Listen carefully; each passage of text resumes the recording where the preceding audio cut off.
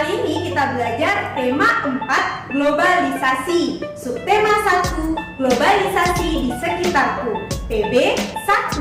Pada PB 1 ini kita akan belajar tentang kerjasama negara anggota ASEAN dalam bidang sosial, pengertian teks eksplanasi, dan proses menghasilkan energi listrik. Nah, sekarang coba perhatikan ya. Kerjasama negara anggota ASEAN dalam bidang sosial.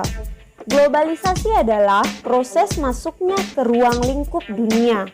Penyebab adanya globalisasi antara lain perkembangan teknologi dan alat komunikasi serta kemajuan alat transportasi. Perkembangan teknologi dan alat komunikasi memudahkan kerjasama antar negara. Begitu juga dengan kemajuan alat transportasi yang memudahkan barang dari luar negeri masuk ke suatu negara dan sebaliknya. Kerjasama adalah kegiatan atau usaha-usaha yang dilakukan oleh beberapa pihak, baik orang, lembaga, atau pemerintah untuk mencapai suatu tujuan yang diinginkan. Nah, sebelumnya kalian sudah belajar tentang negara-negara yang tergabung dalam ASEAN. Nah, negara-negara tersebut menjalin kerjasama untuk mencapai tujuan bersama seperti meningkatkan pertumbuhan ekonomi, sosial, dan budaya, serta menjaga perdamaian dan keamanan di wilayah Asia Tenggara. Kerjasama negara-negara anggota ASEAN disebabkan oleh beberapa faktor. Yang pertama, sumber daya alam. Setiap negara anggota ASEAN memiliki sumber daya alam yang beragam. Keberagaman sumber daya alam tersebut dipengaruhi oleh kenampakan alam sekitar. Ada beberapa negara yang memiliki kenampakan alam yang sama sehingga sumber daya alam yang dihasilkan pun sama seperti Indonesia, Thailand, Laos itu memiliki lahan pertanian yang luas. Lahan pertanian tersebut menghasilkan sumber daya alam berupa padi. Sedangkan kenampakan alam di Brunei Darussalam menghasilkan minyak bumi terbesar di Asia.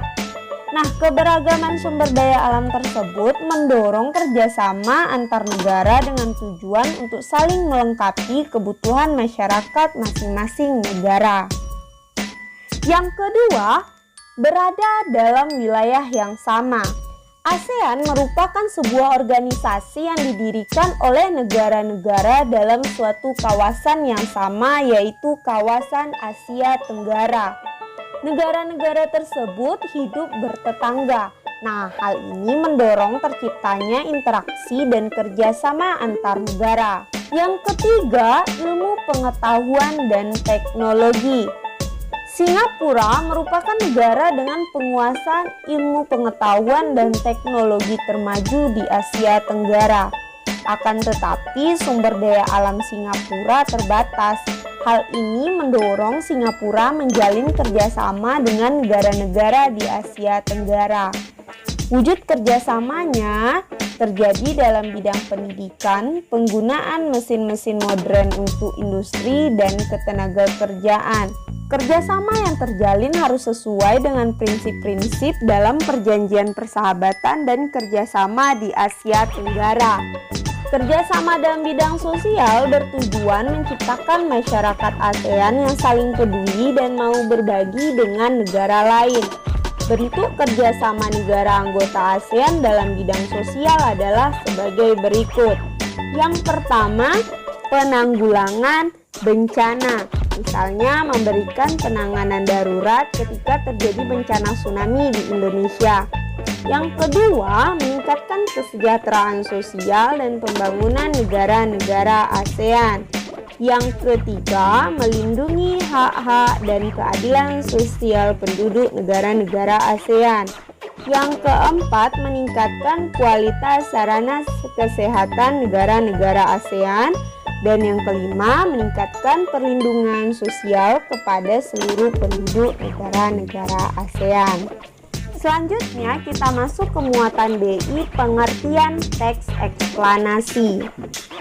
Sudah sering disampaikan bahwa teks eksplanasi adalah teks yang berisi penjelasan, Susunan teks eksplanasi adalah sebagai berikut. Pertama, paragraf pertama berisi pernyataan umum atau berupa topik masalah, permasalahan umum yang dibahas.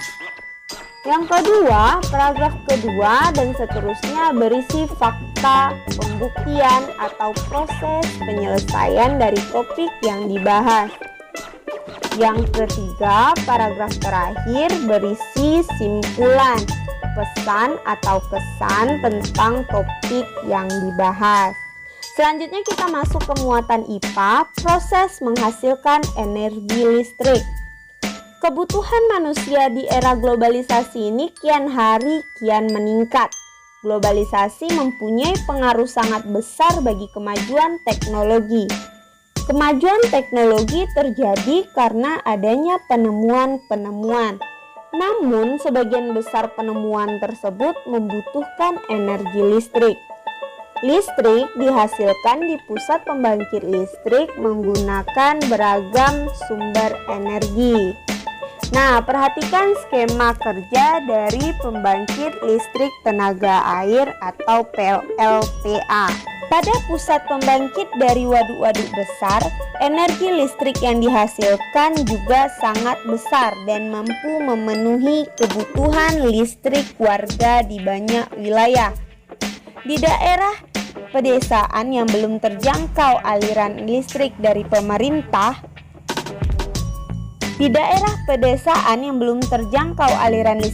pemerintah, warga terkadang membuat pembangkit listrik secara mandiri dengan memanfaatkan aliran air dari sungai atau air terjun yang ada di daerahnya.